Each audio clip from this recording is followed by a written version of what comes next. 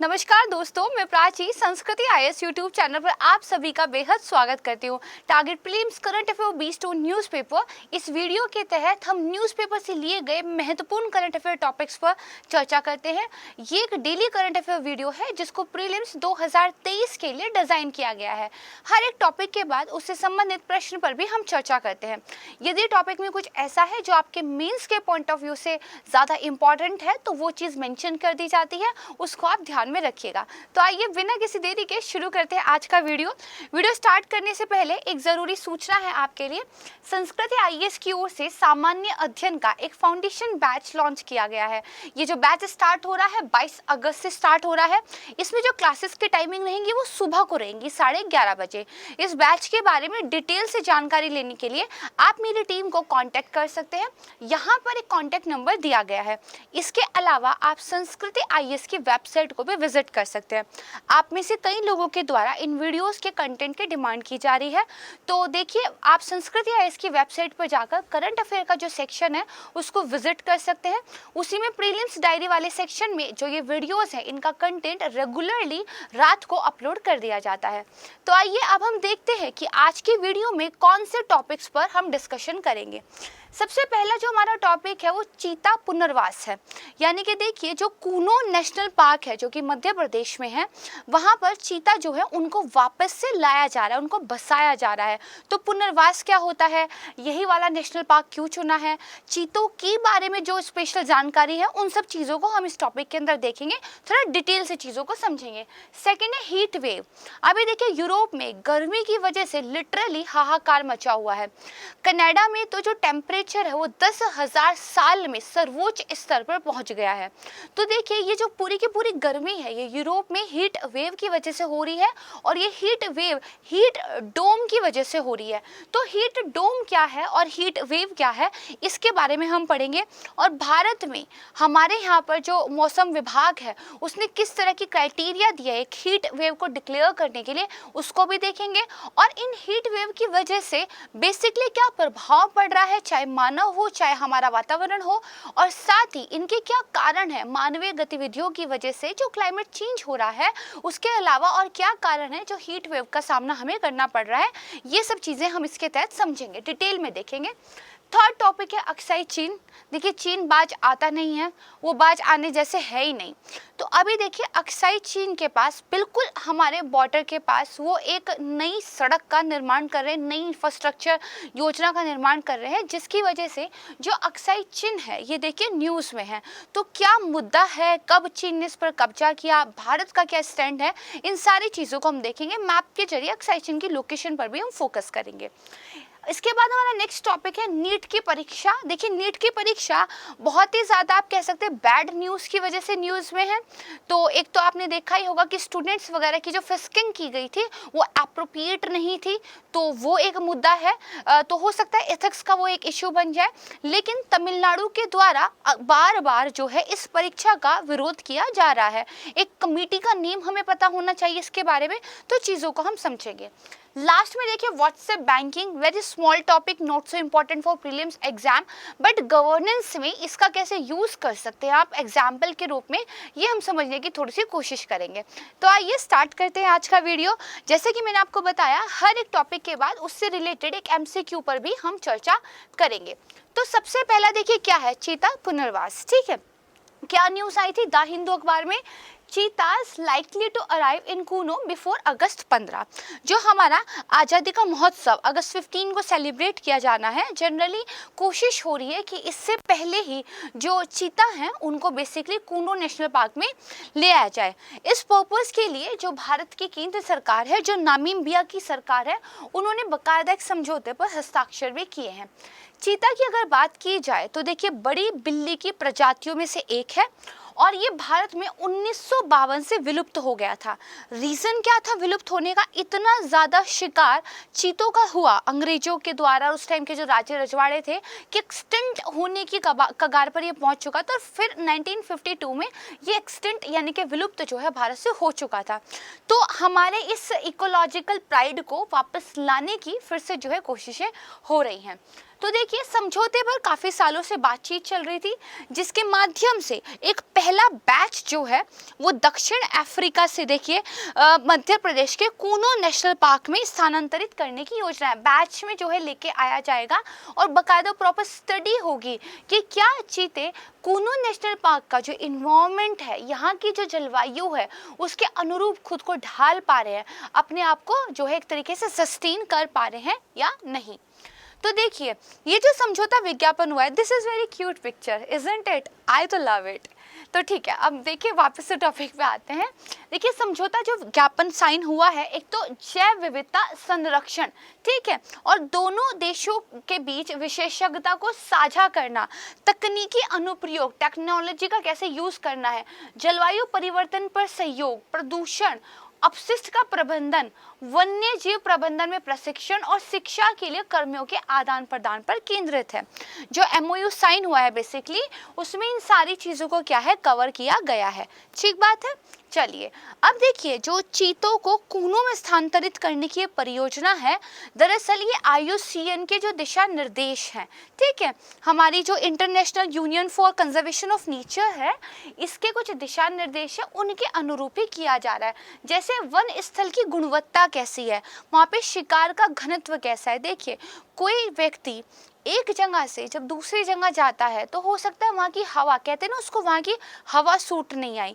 हवा का मतलब वहाँ के वातावरण से, वहाँ के इकोलॉजिकल सिस्टम से होता है। तो जब चीतों को भी ट्रांसफ़र किया जाएगा एक जगह से दूसरी जगह में, वो भी दो, एक आप कह सकते हैं कॉन्टिनेंट के बीच, अफ्रीका से आप एशिया में लेके आ रहे हैं, तो एक तरीके से बहुत प्रभाव पड़ेगा। साथ में ये भी देखना पड़ेगा कि कूनो नेशनल पार्क के अंदर क्या इतने छोटे जीव जंतु हैं जिनको चीतों के द्वारा अपना शिकार बनाया जाता है। ठीक है, तो शिकार का घनत्व, चीता जो कि एक बड़ा स्तनपायी है, उसके लिए वर्तमान वहन क्षमता, इन सब पर क्या है, विशेष ध्यान दिया जा रहा है। बकायदा एक स्टडी हुई थी, उस स्टडी के अनुरूप ही देखिए इस नेशनल पार्क को बेसिकली सिलेक्ट जो है किया गया है। ठीक है, ये ध्यान रखिएगा। अच्छा, अब हम कह रहे हैं बार बार चीतों को पुनर्वास किया जा रहा है, हालांकि आप समझ गए होंगे, बट स्टिल पुनर्वास होता क्या है। तो देखिए, किसी प्रजाति का पुनर्वास करने का मतलब ये है उसको उस स्थान में लेके आना जहां वो जीवित रहने में सक्षम है। एक तो होता है कि भाई किसी को कहीं भी ले गए बिना ये विचार किए कि वो रह पाएगा या नहीं। एक होता है प्रॉपर स्टडी हमने की है, खाना पीना, हवा, जलवायु, हर एक चीज़ हमने देखी है, और हमने देखा है कि इस स्पीसीज को अगर यहाँ ले आया जाए तो ये जीवित रह सकती है, और फिर यहाँ की भी एक जो डाइवर्सिटी है उसमें जो है बढ़ावा हमें देखने को मिल जाएगा। तो इसी को पुनर्वास कहते हैं। जैसे कुछ पेड़ पौधे ऐसे हो सकते हैं जो एक पर्टिकुलर क्लाइमेटिक रीजन में पनपते हों, उनको वहाँ से कहीं और लेके जाना उनका पुनर्वास हो जाएगा। ठीक है, कोई भी प्रजाति हो सकती है। बड़े महासारियों का जो पुनर्वास है वो प्रजातियों का संरक्षण और पारिस्थितिकी तंत्र के कार्यों को बहाल करने की रणनीति के रूप में मान्यता प्राप्त कर चुका है। देखिए, कोई भी एक इकोसिस्टम है, वहाँ पर प्रॉपर एक फूड पिरामिड जो होता है वो काम करता है। फूड पिरामिड क्या होता है? कुछ नहीं, इस तरह का एक आपका पिरामिड होता है जिसमें नीचे आपके क्या होते हैं, पेड़ पौधे होते हैं जो अपना खाना खुद बना सकते हैं। इसके ऊपर कौन होता है? वो शाकाहारी जीव जो उन पेड़ पौधों पर निर्भर करते हैं। उसके ऊपर कौन होता है? मांसाहारी लोग होते हैं जो उन छोटे जीव जंतुओं को खाकर अपना गुजारा करते हैं। और इससे ऊपर फिर और बड़े हमारे मांसाहारी जीव आते हैं, मनुष्य भी आता है, क्योंकि मनुष्य देखिए मांस भी खाता है और पेड़ पौधों को भी खाता है। वी आर डेंजरस, है ना। तो ठीक है, तो इस तरह का जो सिस्टम होता है इन्वायरमेंट में, कभी अगर डिटेल से हम पढ़ेंगे तो चर्चा करेंगे। ये हमारा क्या है, फूड जो है पिरामिड कहलाता है।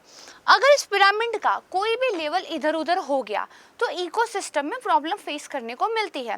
तो मान लीजिए जैसे अगर पेड़ पौधों की कमी हो जाए तो उस पर निर्भर रहने वाले जानवरों की कमी हो जाएगी, उसकी वजह से उन पर निर्भर रहने वाले जानवरों की कमी हो जाएगी, खेती वगैरह जानवरों की कमी से मनुष्यों को प्रॉब्लम फेस करनी पड़ेगी, फूड की जो पूरी चेन है वो गड़बड़ हो जाएगी।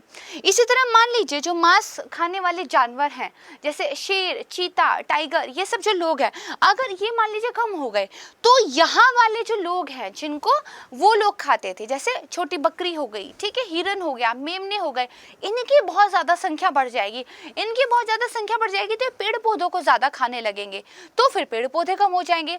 तो देखा जाए तो ये पूरा का पूरा एक बैलेंस में रहना चाहिए। तो देखिए जो बड़े मांसाहारी जीव हैं उनको वहाँ पे इंट्रोड्यूस करना जहाँ पे फिलहाल वो नहीं है, इसको इसी इकोलॉजिकल अनबैलेंस को बैलेंस करने की एक रणनीति के रूप में भी देखा जाता है। आप चीतों को सिर्फ इसलिए नहीं लेके आ रहे कि हमारा प्राइड है, खत्म हो गया, लेके आना है, नहीं, वो उसका इकोलॉजिकली भी एक बेनिफिट होगा। ठीक बात है, ये आप समझ गए। अब चीते के बारे में थोड़ा सा जान लेते हैं।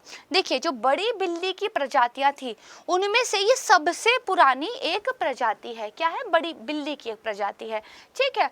और 5 मिलियन से अधिक पहले जो है ये जाने जाते हैं। मियोसीन युग में इनके जो प्रूव हैं वो खोजे जा सकते हैं। मियोसीन जो युग था वहां से देखिए इनका उद्भव माना जाता है, ठीक है। अनुमान है कि फिलहाल जंगल में जो जंगली चीते हैं, मैं जू की बात यहाँ पर नहीं कर रही हूँ, वाइल्ड में जो फ्री घूम रहे हैं उन चीतों की आबादी की मैं बात करूँ तो लगभग 6,500 और एग्जैक्ट फिगर 6,600 परिपक्व चीते हैं। हालांकि कुछ वाइल्ड लाइफ विशेषज्ञों का ये कहना है कि शायद ये संख्या और भी कम है। बताइए, सिर्फ 6,500 ही चीते बच रहे हैं, तो अपने आप इनकी तो संख्या जो है कम है। और ये भी कहते हैं विशेषज्ञ कि संख्या ना सिर्फ 6,500 है बल्कि लगातार घट भी रही है, ठीक है। अब देखिए चीता ये अलग अलग सब स्पीसीज में है, तो टोटल 5 जो है उप प्रजातियां चीते की पाई जाती हैं। उत्तर पश्चिमी अफ्रीकी चीता है, एशियाई चीता है, पूर्वी अफ्रीकी चीता है, दक्षिण अफ्रीकी चीता है और पूर्वोत्तर अफ्रीकी चीता है। इन 5 सब स्पीसीज के नेम याद कर लीजिएगा। दूसरी इंपॉर्टेंट इंफॉर्मेशन ये है, जो आपका उत्तर पश्चिमी अफ्रीकी चीता है और जो आपका एशियाई चीता है, ये दोनों दरअसल क्या है, ये संकटग्रस्त है, यानी कि क्रिटिकली एंडेंजर्ड है, राइट। इसके बाद जो बाकी के सारे हैं, ये क्या है, ये आपके दरअसल असुरक्षित है, यानी कि वल्नरेबल है, ठीक है। तो ये आपने ध्यान रखना है, इसका जो है क्वेश्चन में आपको फायदा मिल सकता है। 2 वो क्रिटिकली एंडेंजर्ड है और बाकी के जो 3 है वो आपके क्या है, संकटग्रस्त है, असुरक्षित, आई एम सॉरी, ठीक है। तो चलिए अब चीतों की कुछ विशेषताओं के बारे में बात कर लेते हैं। सबसे पहला तो ये जानिएगा, ये धरती पर सबसे तेज स्थलीय जानवर है। हुसैन बोल्ट जो पृथ्वी है इस पर सबसे तेज व्यक्ति माने जाते हैं। चीता उनसे दुगनी तिगनी स्पीड में उनके साथ रेस कर सकता है, चाहे वो जंगल हो चाहे वो एक रेस का मैदान हो। तो ये देखिए 3 सेकंड के अंदर ये बहुत ही कम टाइम में बहुत ज़्यादा स्पीड अख्तियार कर लेते हैं। देखिए जब कोई दौड़ना शुरू करते हैं ना, धीरे धीरे वो गेन करता है मोमेंटम को और फिर धीरे धीरे उसकी स्पीड बढ़ती है। लेकिन चीतों के मामले में ये 3 ही सेकंड के अंदर 64 मील प्रति घंटे की दौड़ रफ्तार तक पहुंच सकते हैं। हालांकि एक बात है कि इस रफ्तार को, इस दौड़ को सस्टेन नहीं कर पाते, बहुत ज़्यादा लंबे समय तक ऐसा नहीं कर पाते। इसीलिए चीतों का ये बिहेवियर देखा गया है, कई बार ये अपने प्रे का, अपने शिकार का पीछा करते करते बीच में भी रुक जाते हैं, छोड़ देते हैं। दूसरा इनका बिहेवियर ये देखा गया है कि ये दरअसल एक बार जब अपना शिकार कर लेते हैं, उसको बेकायदा खा रहे होते हैं और इनको मान लीजिए कोई नया शिकार दिख गया तो ये उसको छोड़कर दूसरे के पीछे भागने लगते हैं। और इसी वजह से जो जैसे शेर है, लकड़बग्गा है, वो इनके मारे हुए शिकार को कई बार खा लेते हैं। तो ये भी एक रीज़न है चीतों की शिकार करने की हैबिट के पीछे कि वो दिन के उस समय शिकार करना प्रेफर करते हैं जिस टाइम पर जो बाकी जीव हैं वो सो रहे हों या उनको शिकार नहीं करना होता है, ठीक है। ये जस्ट इंटरेस्टिंग फैक्ट थे, वर्ल्ड वाइड फंड की वेबसाइट पर एक्चुअली मैंने ये देखे थे तो मुझे लगा आपसे शेयर करना चाहिए, ठीक है। इनका निवास स्थान कहाँ पर है, तो चीते कभी कहाँ मिलते थे, अफ्रीका में मिलते थे, अरब प्रायद्वीप में भी देखिए मिलते थे और मध्य भारत में भी पाए जाते थे। हालांकि अधिकांश संख्या में जो अफ्रीकी महाद्वीप से चीते हैं वो देखिए गायब हो गए हैं और इनका जो ऐतिहासिक निवास स्थान था अब उसके केवल 10% हिस्से पर ये पाए जाते हैं, बाकी जगह से समाप्त हो गए हैं। एशिया की बात करें तो जंगली चीतों में देखिए एक आश्चर्यजनक गिरावट देखने को मिली है, काफी ज्यादा संख्या वहां पर इनकी कम हुई है। इंडिया एक आपके सामने क्या है, एग्जाम्पल है। अब आपके मन में एक विचार आ रहा होगा कि मैम भारत में तो अत्यधिक शिकार हुआ तो चीते एक टाइम के बाद विलुप्त ही हो गए, राइट। बाकी वैसे क्या खतरे हैं कि इनकी आबादी इस तरह गिर रही है, तो देखिए एक तो निवास स्थान का नुकसान हो रहा है, विखंडन हो रहा है। नुकसान का मतलब तो हुआ इनका जो हैबिटेट था वो पूरा का पूरा बर्बादी हो गया, जंगल कट रहे हैं, है ना। विखंडन का मतलब क्या होता है, ये एक पूरा जंगल का एरिया था, बीच में से कोई रोड गिरा दी, यहाँ एक अलग हिस्सा हो गया, ये अलग हिस्सा हो गया, ये विखंडन हो जाता है। इसकी वजह से भी प्रजातियों पर बहुत ज्यादा नेगेटिव प्रभाव देखने को मिलता है। ठीक है, दूसरा क्या है, जंगली शिकार में कमी हो रही है, भाई पूरी ही बाढ़ आवासटें गिर रही है। ठीक है, खरगोश भी अब कम मिल गए हैं, बचपन में मुझे खरगोश बहुत पसंद थे, तो अब उनकी भी जनसंख्या गिर गई है ना। फिर देखिए मानव वन्य जीव संघर्ष बढ़ता जा रहा है। इसके अलावा बुनियादी ढांचे के विकास, इंफ्रास्ट्रक्चर वगैरह की परियोजनाओं के विकास की वजह से चीजें क्या है, बिगड़ती जा रही हैं। तो these are the some reasons जिनको आप कोट कर सकते हैं कि इनका जो है खतरा क्यों है इनकी आबादी को। अब देखिए, हमने जब सब स्पीसीज की बात की थी तो 4 टाइप थे अफ्रीकी चीते के, एक टाइप था एशियाई चीता का। तो हमें एशियाई चीता और अफ्रीकी चीता इसके बीच में एक बेसिक डिफरेंस पता होना चाहिए। ठीक है, तो देखिए अफ्रीकी चीता अगर उसके IUCN की स्थिति देखें तो संवेदनशील है, जब इसमें से सिर्फ एक नहीं था। एशियाई चीता गंभीर रूप से संकटग्रस्त क्या है, क्रिटिकली एंडेंजर्ड है। ठीक है, वितरण की बात करें तो जंगल में 6,500 से 7,000 मिलते हैं और एशियाई चीता सिर्फ 40-50 बचे हैं, वो भी ईरान में। ठीक है, इसको ध्यान रखिएगा। भौतिक विशेषताओं की बात करें, फिजिकल एट्रीब्यूट्स की बात करें तो जो अफ्रीकी चीता होते हैं वो एशियाई चीतों की तुलना में आकार में बड़े होते हैं। वहीं जो एशियाई चीता है वो अफ्रीकी चीते से थोड़ा छोटा और पीला होता है। पील कलर का, पीला नहीं कहेंगे इसको, पेल बोलेंगे इंग्लिश में। ठीक है, पेल सा उसका थोड़ा कलर होता है कंपैरेटिवली। एक बात और ध्यान रखिएगा, चीतों के अंदर एक फिजिकल जो होता है तरीका, वो ये होता है उनकी नाक से लेकर गालों के पास तक 2 पैरेलल डार्क कलर की लाइन जाती हैं जो उनको अलग करती हैं दूसरे जानवरों से। जैसे अगर हम यहाँ पर एक पिक्चर देख ले, अगेन वेरी क्यूट सी, तो ये वाली जो लाइन आप देख रहे हैं ना, ये इनको दोनों तरफ होती है। ठीक है, दे आर वेरी क्यूट। तो ठीक है, तो इस तरह की जो लाइन होती है ये इनको थोड़ा सा अलग करती है, राइट। तो इसको ध्यान रखिएगा। अब आइए इस पर एक क्वेश्चन देख लेते हैं। ठीक है, देखिए पढ़ा हमने टाइगर के बारे में, चीतों के बारे में, लेकिन चीतों को कहाँ लाया जा रहा है, कूनो नेशनल पार्क में। तो कूनो नेशनल पार्क के बारे में भी मतलब हमें पढ़ना चाहिए। तो आइए इस पर एक प्रश्न देखते हैं। कूनो जो राष्ट्रीय उद्यान है उसके संदर्भ में 2 आपको कथन दिए गए हैं, आपको जो है जो गलत कथन है, सही नहीं है, वो बताना है। पहला कह रहा है ये प्रोजेक्ट टाइगर योजना में शामिल मध्य प्रदेश के राष्ट्रीय उद्यानों में से एक है, तो ये स्टेटमेंट गलत है। ये देखिए प्रोजेक्ट टाइगर के अंदर नहीं है, राइट। दूसरा कह रहा है ये काठियावाड़, ठीक है, गिर, काठियावाड़ गिर शुष्क पर्णपाती वन पारिस्थितिकी क्षेत्र का एक हिस्सा है।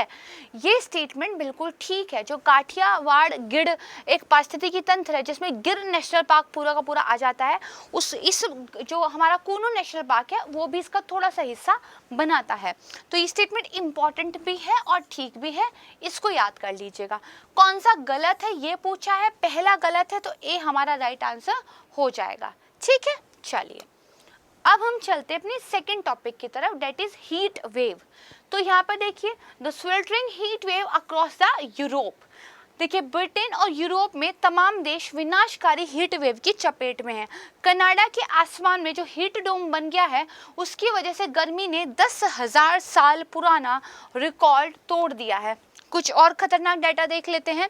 ब्रिटिश कोलंबिया प्रांत में जो पारा है वो 49.44 डिग्री सेल्सियस के रिकॉर्ड पे पहुंच गया है, जिसकी वजह से सरकार को पहली बार अपना पहला रेड अलर्ट जो है जारी करना पड़ गया था।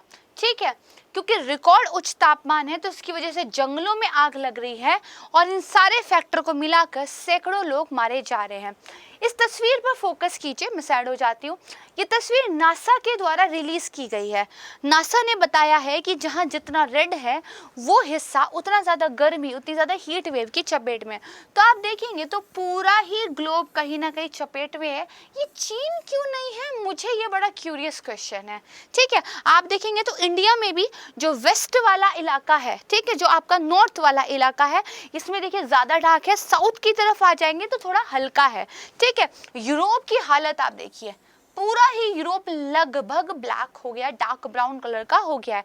तो हालात वहाँ पे देखा जाए तो यूरोप में तो हालात इंडिया से भी बुरे इस टाइम पर दिखाई दे रहे हैं, गर्मी की वजह से, हीट वेव की वजह से। जिस चीज़ ने इतना हंगामा मचा रखा है वो चीज़ है क्या, हीट वेव होता क्या है? तो देखिए, वो इस तापमान की वो स्थिति, तापमान की भी नहीं, उच्च तापमान की वो स्थिति जहाँ पर तापमान सामान्य से अधिक रहता है। मान लीजिए आपका एवरेज टेम्परेचर 30 डिग्री सेल्सियस चलता था। जब उस 30 डिग्री सेल्सियस एक एवरेज सामान्य टेम्परेचर से ज़्यादा उच्च तापमान हो जाए, 45 डिग्री सेल्सियस हो जाए, 40 डिग्री सेल्सियस हो जाए, तो माना जाता है हीट वेव की स्थिति उत्पन्न हो गई है, राइट। ये मुख्यतः देश के पश्चिमोत्तर भाग को देखिए प्रभावित करता है। पश्चिमोत्तर भाग कौन सा पड़ जाएगा? राजस्थान पंजाब वाला जो एरिया है ना, वहाँ पे ज़्यादा जो है रहता है। हीट वेव भारत की बात करें तो सामान्यतः मार्च से जून के बीच में चलती है, बट कभी कभी मौसमी घटनाओं की वजह से ये जुलाई तक विस्तारित जो है हो जाती है, ठीक है। जो हमारा भारतीय मौसम विज्ञान विभाग है, IMD है, ठीक है, उन्होंने देखिए हीट वेव्स के लिए कुछ मानदंड जो है निर्धारित किए हैं। There is a proper list जो उन्होंने बताई हुई है। मैं आपको एक बेसिक मापदंड जो है बता दूंगी, मानदंड बता दूंगी, बाकी जो डिटेल में है वो मैं अपनी पिछली वीडियोस में आपको कवर करा चुकी हूँ, राइट। तो यहाँ पर देखिए, मैदानी क्षेत्रों में अगर 40 डिग्री सेल्सियस तापमान हो और पहाड़ी क्षेत्रों में अगर 30 डिग्री सेल्सियस तापमान पहुँच जाए तो बेसिकली हीट वेव के एक मानक के रूप में निर्धारित किया गया है। इसके अलावा सामान्य से कितना अधिक तापमान, इसको भी लेकर उन्होंने अलग अलग डेफिनेशंस हीट वेव की दी हुई हैं, राइट। तो इसको ध्यान रखिएगा। अब एक बात बताइए, हीट वेव के कारण क्या हैं? वैसे तो एक लाइन में ही कारण है, मानवीय गतिविधियां। ह्यूमंस ने इस पर्यावरण के साथ जितनी ज़्यादा छेड़खानी की है, एक तरीके से नीचे का जितना शोषण कर दिया है, तो कहीं ना कहीं वो मानव पर ही भारी पड़ रहा है। यूरोप जैसी कंट्रीज जहाँ पर उपभोक्तावादी संस्कृति इतनी ज़्यादा हाई है कि वो इतना कंज्यूम करते हैं चीज़ों को, रिसोर्सेज को इतना खर्च कर रहे हैं कि अब देखिए वहाँ पर भी इन चीज़ों का प्रभाव दिखाई देने लग गया है। तो मानवीय गतिविधियों के कारण होने वाला जलवायु परिवर्तन, इसका क्या है परिणाम है? देखिए, विश्व का जो तापमान है ना, वो ऑलरेडी कितना 1 डिग्री सेल्सियस से अधिक क्या है बढ़ चुका है, ठीक है। यूनाइटेड किंगडम में एक अध्ययन हुआ था जिसमें यह पता चला कि अगर 1 डिग्री तापमान में वृद्धि होती है जलवायु के लेवल पर, तो देश में 40 डिग्री सेल्सियस होने की संभावना 10 गुना बढ़ जाती है।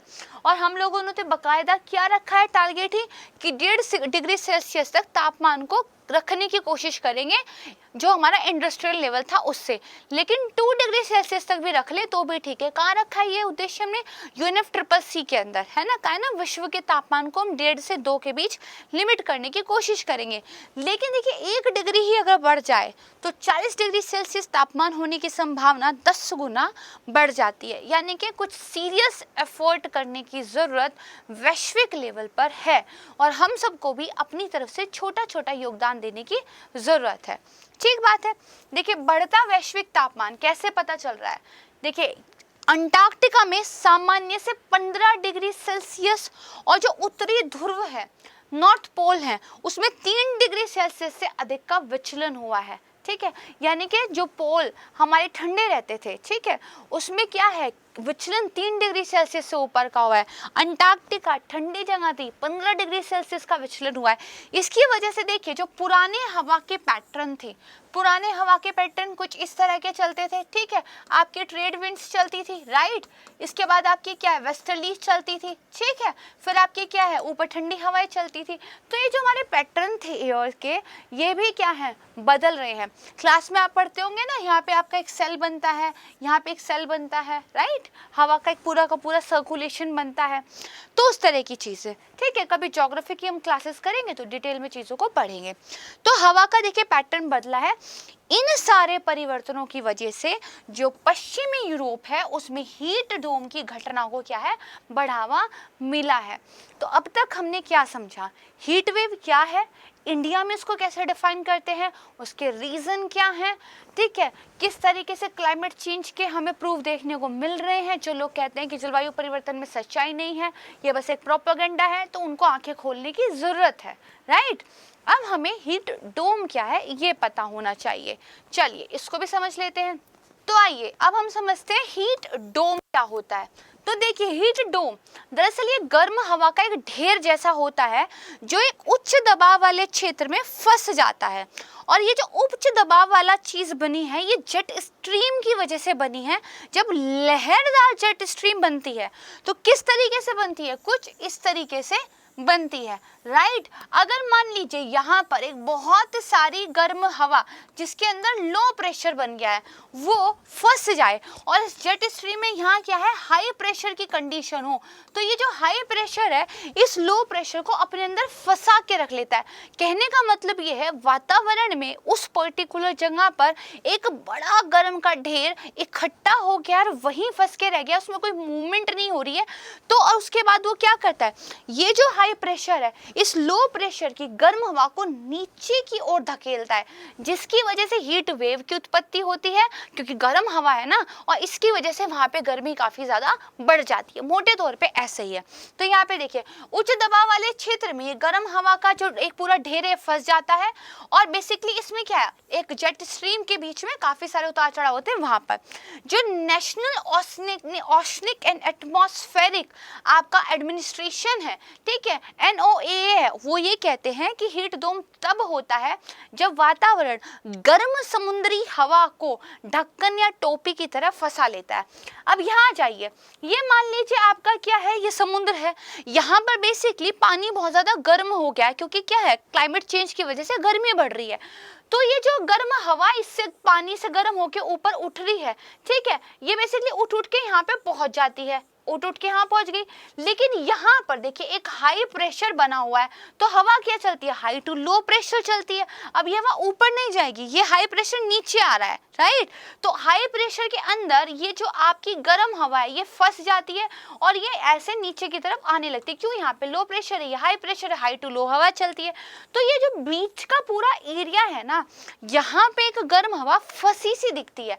जैसे यहाँ आप देखिए ये क्या है, ये आपकी जेट स्ट्रीम है पैसिफिक ओशियन पे, ये USA है, यहाँ पे देखिए कनाडा है, कनाडा में ये जो गर्म हवा का ढेर है ये बेसिकली फंस गया है, इसी को बोला गया है हीट डोम, राइट। इतना सा ध्यान रख लीजिएगा, ऊपर हाई प्रेशर होता है, बीच में गर्म हवा का ढेर फंस जाता है, जनरली जेट स्ट्रीम के बीच में होता है, वातावरण अपने बीच फंसा कर इसको रख लेता है, ठीक है। अब इसकी वजह से जब हाई प्रेशर नीचे धक्का देता है इस गर्म हवा के ढेर को, तो ये इसका मूवमेंट नीचे की ओर जो होता है तो गर्म हवाएं चलने लगती हैं जिनका सामान्य से ज्यादा टेम्परेचर होता है और इसकी वजह से हीट वेव जनरेट हो जाती है और उस पर्टिकुलर जगह में हीट वेव चलती है और तापमान बहुत ज्यादा बढ़ जाता है, राइट। तो ऐसी स्थिति हो जाती है। अब इसकी वजह से क्या क्या प्रभाव होते हैं, भाई इतनी गर्मी है तो इससे क्या क्या होगा, तो देखिए सूखे की घटनाओं को बहुत ज्यादा बढ़ावा मिलता है, जल स्तर का क्या है, क्रमिक रूप से ह्रास होने लगता है, ग्राउंड वाटर वगैरह कम होने लगता है। कृषि और ऊर्जा सुरक्षा दोनों को देखिए इससे प्रभावित होती है क्योंकि नदियां सूख जाती है तो सिंचाई नहीं हो पाती और दूसरा आप हाइड्रो पावर जो बना रहे थे वाटर से वो भी नहीं हो पाता, ठीक है। सर्दियां जो है कम अवधि की होती हैं, जल्दी समाप्त होने लगती है, वनस्पतियों की साइकिल बदल जाती है, जल्दी परिपक्व होने लगती है गर्मी की वजह से। मिट्टी में क्योंकि नमी की कमी रहती है तो जो घास है, जो पेड़ है वो ज्यादा सूखे होते हैं, उनमें मॉइस्चर नहीं होता, जिसकी वजह से जंगल आग पकड़ने लगते हैं, तो जंगलों में आग लगने की घटनाएं बढ़ जाती हैं, ठीक है। मानव के स्वास्थ्य पर बहुत ज्यादा प्रतिकूल प्रभाव पड़ता है जिसकी वजह से कभी कभी डेथ भी हो जाती है। जैसे यूरोप वगैरह में बताया गया है कि 200-300 इस तरह से डेथ जो है हीट वेव की वजह से हो रही है, राइट। समझ गए, कभी ज्योग्राफी करेंगे तो डिटेल में चीजों को पढ़ेंगे, ठीक बात है। अब देखिए हीट वेव के संदर्भ में निम्नलिखित कथनों पर विचार करना है। स्टेटमेंट है, इस दौरान लगातार 5 या अधिक दिनों तक दैनिक अधिकतम तापमान औसत अधिकतम तापमान से 5 डिग्री सेल्सियस अधिक हो जाता है। भाई किसी दिन का मैक्सिमम टेम्परेचर 30 डिग्री सेल्सियस रहता था, एक एवरेज निकाल लिया, लगातार 5 दिन तक अगर 35 degree Celsius 36 degree Celsius temperature रहे तो मान लिया जाता है कि भैया हीट वेव की स्थिति वहां पर उत्पन्न हो चुकी है। This is a right statement. फिर ये कह रहा है कि ये स्थिति सामान्यतः मार्च और जून के बीच, सही बात है, मार्च और जून के बीच ही आती है, केवल उत्तरी राज्यों तक ही सीमित रहती है। देखिए, उत्तरी राज्यों में हीट वेव की घटनाएं ज़्यादा देखने को मिलती हैं, ये बात सही है, लेकिन कुछ वर्षों में साउथ इंडिया में भी हीट वेव की घटनाएं बाकायदा दिखने लगी हैं। तो ये स्टेटमेंट गलत है, ये सिर्फ उत्तरी राज्य में ही नहीं होता, दक्षिणी में भी होता है। पूछ रहा है कौन सा सही है, तो हमारा देखिए पहला ठीक है, ए हमारा राइट आंसर हो जाएगा। ठीक बात है। अब हम पढ़ते हैं अपना थर्ड टॉपिक, अक्साई चिन। राइट, तो देखिए चीन क्या कर रहा है, अक्साई चिन से होकर गुजरने वाले एक हाईवे के निर्माण की योजना बता रहा है। उन्हीं की तरफ से खबर बताई गई है।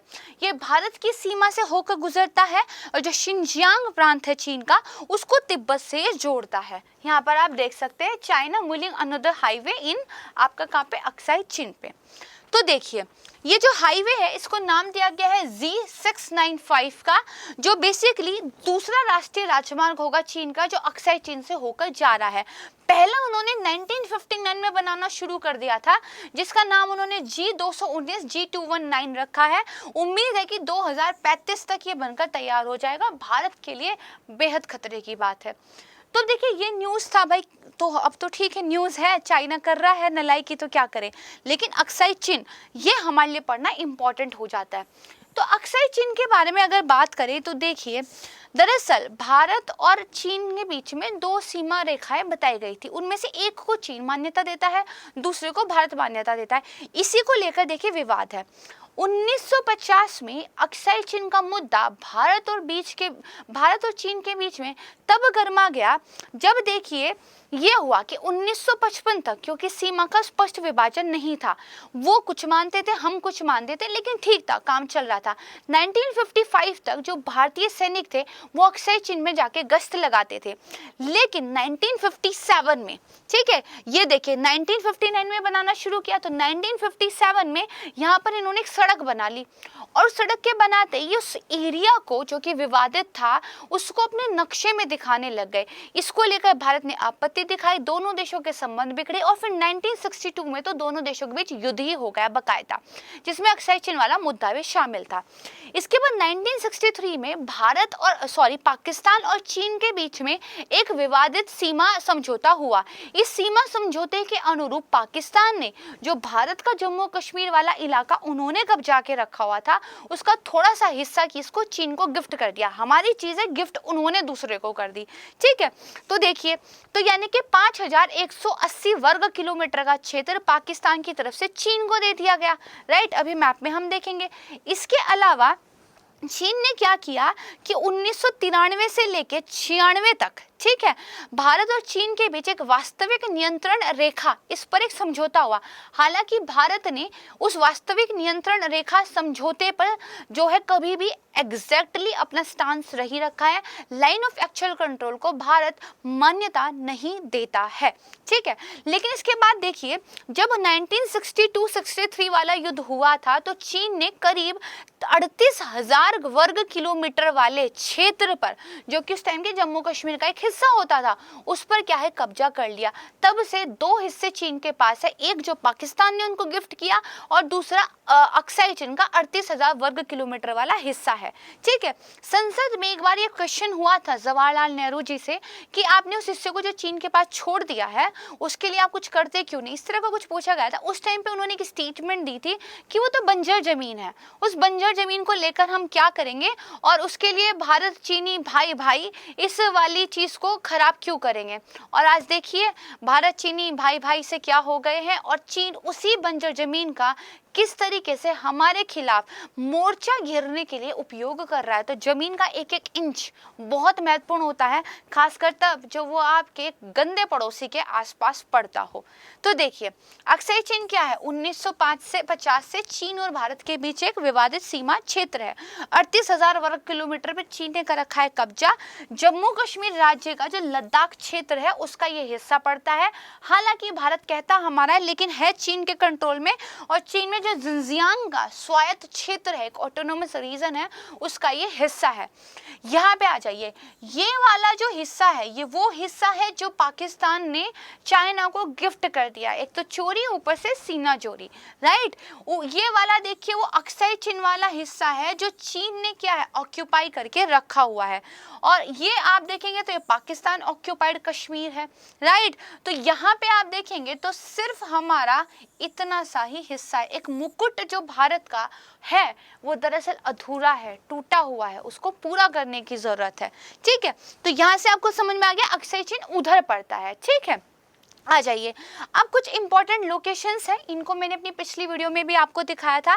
दरअसल गलवान वैली जो कि हमारा पेट्रोलिंग पॉइंट 14 बैठता है, हॉट स्प्रिंग जो पेट्रोलिंग पॉइंट 15 बैठता है, ठीक है। इसके इनको थोड़ा सा आपने क्या है ध्यान रखने की ज़रूरत है। स्क्रीनशॉट ले लीजिए इस इमेज का, और इन लोकेशंस को मैं आपको पहले भी पढ़ा चुकी हूँ, एक बार फिर से देख लीजिएगा, ठीक है। एग्जाम के पॉइंट ऑफ व्यू से काफ़ी ज़्यादा इंपॉर्टेंट है, ठीक है। पेट्रोलिंग पॉइंट क्या होते हैं, जहाँ पर हमारी सेनाएं गश्त करती हैं, और चीन और भारत के बीच में ऐसे काफी सारे पॉइंट्स बनाए गए हैं समझौता वगैरह करके, राइट। अब इसकी भौगोलिक स्थिति की बात करते हैं तो समुद्र तल से लगभग 5000 मीटर की ऊंचाई पर एक विशाल रेगिस्तान, एक सॉल्ट पेन जैसा ये है, ठीक है। इसका क्षेत्रफल कितना है तो करीब 37,244 वर्ग किलोमीटर पड़ता है। इधर की बात करें तो तिब्बत के पठार का दक्षिण पश्चिमी ये विस्तार है। ये सब इंपॉर्टेंट नहीं है, इंपॉर्टेंट सिर्फ ये है, क्या है, ये सिर्फ इंपॉर्टेंट है। और क्षेत्रफल को भी लेकर एक्चुअली विवाद है, क्योंकि देखिए ये ऐसे बॉर्डर पे है जिसके बारे में चीन कुछ कहता है तो आपको गूगल पे कुछ और मिल जाएगा, भारत कुछ और कहता है तो गूगल पे कुछ और मिल जाएगा। तो दिस इज नॉट क्लियर, और जो चीज़ें क्लियर नहीं होती हैं वो एग्जाम में कभी नहीं पूछी जाती, विवाद की चीज़ें नहीं वो पूछते हैं। लेकिन ये क्या है, काराकोरम रेंज जो पड़ती है उसके पश्चिम और दक्षिण पश्चिम की ओर है, और कुनलुन पर्वत से उत्तर और उत्तर पूर्व में स्थित है, ठीक है। यहाँ पे अगर आप देखेंगे तो ये आपका काराकोरम पास पड़ता है, ठीक है। तो काराकोरम से कहाँ पर है ये, तो इसके पश्चिम और दक्षिण पश्चिम की ओर है, और कुनलुन पर्वत के उत्तर उत्तर पूर्व में ये स्थित है। जलवायु की बात करें तो कैसी है, ठंडी और इसकी शुष्क है, ठीक है। ये हो गया अक्साई चीन पर विवाद। तो देखिए मैंने आपको बताया था ब्रिटिश टाइम पर भारत और चीन के बीच में दो सीमाएं प्रस्तावित थी, एक जॉनसन लाइन और एक मैकडोनाल्ड लाइन। जॉनसन लाइन 1965 में प्रस्तावित की गई थी, जिसमें जम्मू कश्मीर और जो लद्दाख पड़ता है वो दरअसल अक्साई चीन को भारत के हिस्से में दिखाती थी। लेकिन मैकडोनाल्ड लाइन जो कि 1893 में प्रस्तावित की गई, ये इसको चीन के हिस्से में रखती है।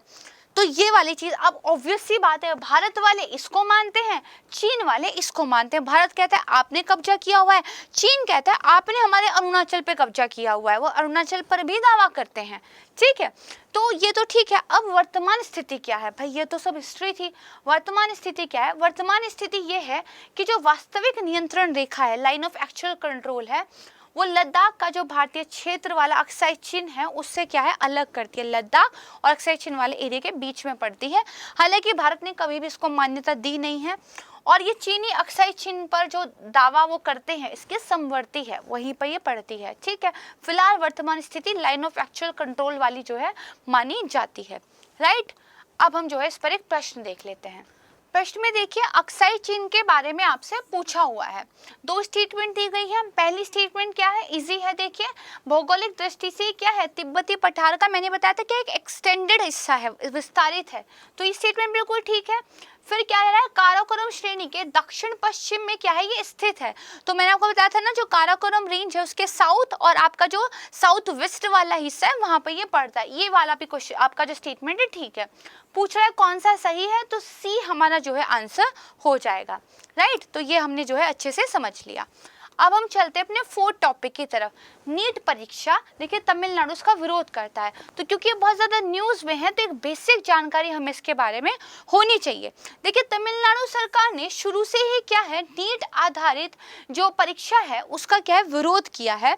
2017 में सुप्रीम कोर्ट ने राज्य को और ज़्यादा छूट देने से इनकार कर दिया था, लेकिन नीट के खिलाफ कानूनी लड़ाई क्या है आज भी जारी है।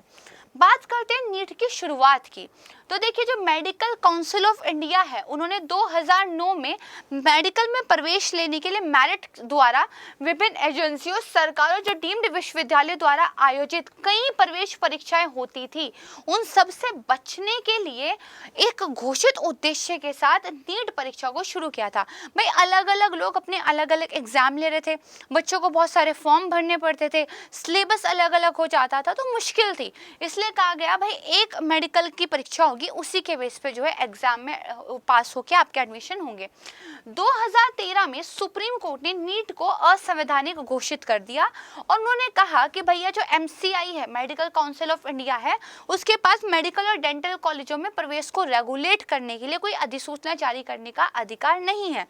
लेकिन 3 साल बाद ही सुप्रीम कोर्ट ने अपने फैसले को बदल दिया। ठीक है, उन्होंने नीट के संचालन को फाइनली क्या है अनिवार्य कर दिया और फिर सरकार जो है 2016 में इसके लिए एक ऑर्डिनेंस, एक अध्यादेश लेकर जो है आ गई। अब आपको इसके बारे में बस एक समिति का नाम पता होना चाहिए, जिसलिए मैं टॉपिक लेकर आई हूँ। हालांकि बहुत ज़्यादा इंपॉर्टेंट तो नहीं है, बट स्टिल एक ही राजन समिति। देखिए तमिलनाडु ने क्या किया था, तमिलनाडु की विधानसभा ने 2017 में सर्वसम्मति से एक विधेयक पारित किया था, जिसमें उन्होंने क्या दिया था कि हम नीट को सहमति नहीं देते हैं और उन्होंने कहा था नीट से छूट की हम मांग करते हैं। लेकिन फिर बाद में क्या है, इसको जो है सुप्रीम कोर्ट ने कैंसिल कर दिया। 2021 में अगेन उन्होंने जो है 12वीं की कक्षा, 12वीं के बोर्ड के एग्जाम की जो परीक्षा होती है उसमें जो मार्क्स मिलते हैं उसके 20 पर बच्चों को जो है एडमिशन देने के लिए नया विधेयक बनाया। राज्यपाल ने इस विधेयक को मंजूरी नहीं दी, उन्होंने इसको राष्ट्रपति की सहमति के लिए भेज दिया। अभी वो होम मिनिस्ट्री के पास पेंडिंग पड़ा हुआ है। ठीक है, तो ये था। तो अब देखिए तमिलनाडु सरकार ने 2021 में ही मद्रास हाई कोर्ट के जो एक पूर्व न्यायाधीश थे, न्यायमूर्ति डॉक्टर AK राजन, इनकी अध्यक्षता में नीट की जांच परख करने के लिए एक समिति का गठन किया था। तो बस नाम याद हो, बहुत इंपॉर्टेंट इसलिए नहीं क्योंकि एक स्टेट के द्वारा बनाई गई समिति है, ना कि किसी केंद्र सरकार के द्वारा। इसके अध्ययन का विषय ये है कि जो नीट परीक्षा है इसके द्वारा सामाजिक, आर्थिक और संघीय राजनीति पर क्या प्रतिकूल प्रभाव पड़े हैं, बच्चों को इससे क्या फायदा है, क्या नुकसान है। ठीक बात है, तो बस इतना ही। तो ये तो अगर हमने पढ़ा है तो इस तरीके से कनेक्ट करना सीखिए। देखिए एजुकेशनल इंस्टीट्यूशन में रिजर्वेशन ये कहाँ पर बताया गया है, अनुच्छेद 15 में, फंडामेंटल राइट में। तो अगर नीट को लेकर विवाद है तो UPSC आपसे नीट पूछने नहीं जाएगा, वो आपसे अनुच्छेद 15 के बारे में क्वेश्चन जो है पूछेंगे और इसी तरीके से पढ़ाई करनी भी रहती है, इसीलिए टॉपिक मैं आपके लिए लेकर भी आई हूँ। तो देखिए यहाँ पर क्या पूछा गया, अनुच्छेद 15 के संदर्भ में निम्नलिखित कथनों पर विचार कीजिए। आर्टिकल नंबर 15 और आर्टिकल नंबर 16 दोनों मिलाकर ये कहते हैं कि जो एजुकेशन इंस्टीट्यूट्स होंगे, जो सरकारी नौकरियां होंगी, सार्वजनिक नियोजन होगा, उसमें क्या है, धर्म, जाति, लिंग, वंश, नस्ल, इनके आधार पर सरकार कोई भी भेदभाव नहीं करेगी, है ना। और इन्हीं के अंदर जो आपका क्लॉज 4 हो जाता है, वो ये कहता है कि जो कुछ पिछड़े हुए लोग हैं, जैसे महिलाएं हैं या फिर जो SC ST हैं, उनके लिए क्या है, सरकार कुछ विशेष उपबंध कर सकती है और ये फंडामेंटल राइट्स का उल्लंघन नहीं माना जाएगा। ठीक है, इसी के तहत जो तमिलनाडु है उसने बहुत एक्स्ट्रा रिजर्वेशन अपने यहाँ दिया भी हुआ है। आर्टिकल नंबर 16 की अगर आप बात करेंगे तो उन्होंने 69% रिजर्वेशन दिया हुआ है, जो कि 50% के कोटे से ज़्यादा है, लेकिन उसको मान्यता प्राप्त है, 9वीं अनुसूची में उन्होंने उसको डाला हुआ है।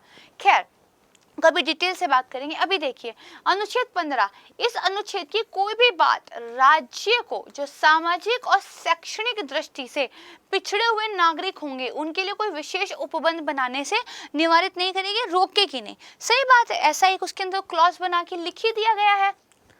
तो देखिए सेकेंड स्टेटमेंट में ये दिया गया है कि जो आर्थिक रूप से दुर्बल वर्ग है, यानी कि हमारे जो EWS है, ठीक है, उसके बारे में जो कुटुंब की आय होती है, यानी कि जो उनकी फैमिली इनकम है, और जो आर्थिक लाभ के अन्य सूचक हैं, ठीक है, जैसे किसी के पास कितनी ज़मीन है, कितना घर है, शहर में है या क्या है ना, ये सारी चीज़ें के आधार पर समय समय पर अधिसूचित किए जाने का प्रावधान किया गया है। तो देखिए आर्टिकल 15 के अंदर ही उन्होंने क्लॉज जोड़ दिया है और उस क्लॉज के जरिए उन्होंने EWS को क्या है, आरक्षण दिया है, 10% रिजर्वेशन दिया है। ठीक बात है, और इसके लिए उन्होंने बताया है कि टाइम टू टाइम हम नोटिफाई करते रहेंगे कि कौन से क्राइटेरिया को अगर आप एलिजिबल जो है क्लियर करते हो तो आप ईडब्ल्यूएस के तहत जो है रिजर्वेशन के पात्र हो जाएंगे। तो ये वाले स्टेटमेंट में क्या है आपकी, ठीक है, ईडब्ल्यूएस आपका आर्टिकल 15 और 16 दोनों के अंदर क्लॉज में जो है ऐड किया गया है। तो पूछ रहा है कौन सा सही है, दोनों ठीक है, सी जो है हमारा राइट आंसर हो जाएगा। अब बात करते हैं अपने नेक्स्ट टॉपिक की, टॉपिक नंबर 5। देखिए ये टॉपिक प्रीलिम्स के लिहाज से बिल्कुल भी महत्वपूर्ण नहीं है, फिर भी मैं आपको पढ़ा रही हूँ क्योंकि इसका मेंस में महत्व है और न्यूज़पेपर कैसे पढ़ना है ये आपको पता चलेगा। पहले टॉपिक समझ लेते हैं।